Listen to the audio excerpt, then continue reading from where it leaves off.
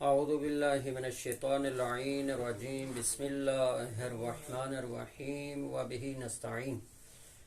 وہو خیر ناصر و معین۔ عزیزان گرامی، ہماری گفتگو خطبہ شعبانیہ کے ذیل میں ہو رہی ہے، تو ہم پہنچے رسول خدا کے اس جملے پہ کہ وَاحْفَظُوا أَلْسِنَتَكُمْ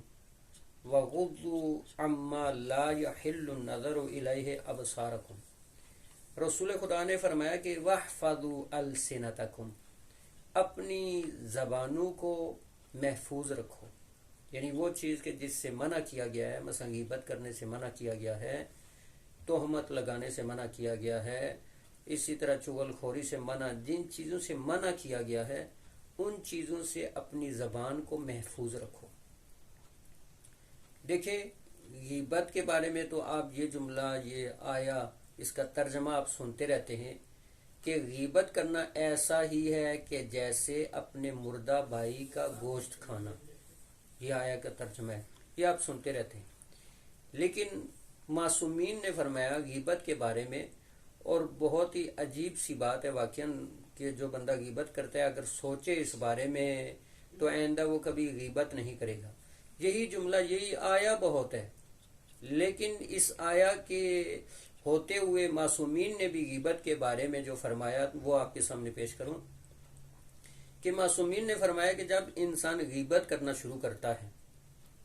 تو ایک سرکل چلتا ہے۔ جب انسان غیبت شروع کرتا ہے تو اس کی ساری نیکیاں جس کی وہ غیبت کر رہا ہے اس کے نامہ اعمال میں جانا شروع ہو جاتی ہیں، اور اس کی برائیاں ساری برائیاں اس کے نامہ اعمال میں آنا شروع ہو جاتی ہیں۔ یعنی جب تک انسان غیبت کرتا رہتا ہے اس کی نیکیاں اس کے نامہ اعمال میں جاتی رہیں گی، اس کی برائیاں اس کے نامہ اعمال میں آتی رہیں گی، یہ ایسے سرکل چلتا رہے گا۔ تو کل جب روز قیامت کسی شخص کے ہاتھ میں جب نامہ اعمال دیا جائے گا تو بہت سارے گناہ دیکھ کے یہ حیران رہ جائے گا کہ میں نے تو کبھی یہ ایسے گناہ کیے ہی نہیں تھے، تو یہ سارے گناہ میرے نامہ اعمال میں کیسے آ گئے؟ تو یہ اس طرح، یہ غیبت کرنے کی وجہ سے بہت سارے ایسے گناہ کہ جس کی ہم غیبت کر رہے ہیں اس کے سارے گناہ ہمارے نامہ اعمال میں آ جاتے ہیں،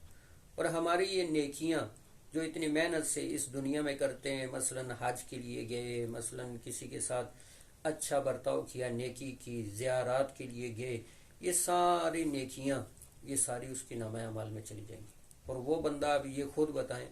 کہ کون سا بندہ فائدے میں ہے؟ اب جس کی غیبت ہو رہی ہے یا جو غیبت کر رہا ہے، تو آپ بھی سمجھ گئے ہوں گے کہ جس کی غیبت ہو رہی ہے وہ فائدے میں ہے، ساری نیکیاں اس کے نامہ اعمال میں جا رہی ہیں۔ کل روز قیامت جب وہ نامہ اعمال اپنا دیکھے گا، اس میں حج بھی ہے، اس میں زیارات بھی ہیں، تو وہ تو خوش ہو جائے گا کہ یہ دیکھیں، یہ جو میں نے نیکیاں نہیں کی تھیں وہ بھی میرے نامہ اعمال میں۔ تو خداوند متعال ہمیں ایسے گناہوں سے، جیسے غیبت ہے، تہمت ہے، چغل خوری ہے، بہت سارے اور گناہ ہیں، ایسے تمام گناہوں سے ہمیں بچنے کی توفیق عطا فرمائے۔ وصلی اللہ علی سیدنا محمد وآلہ الطاہرین۔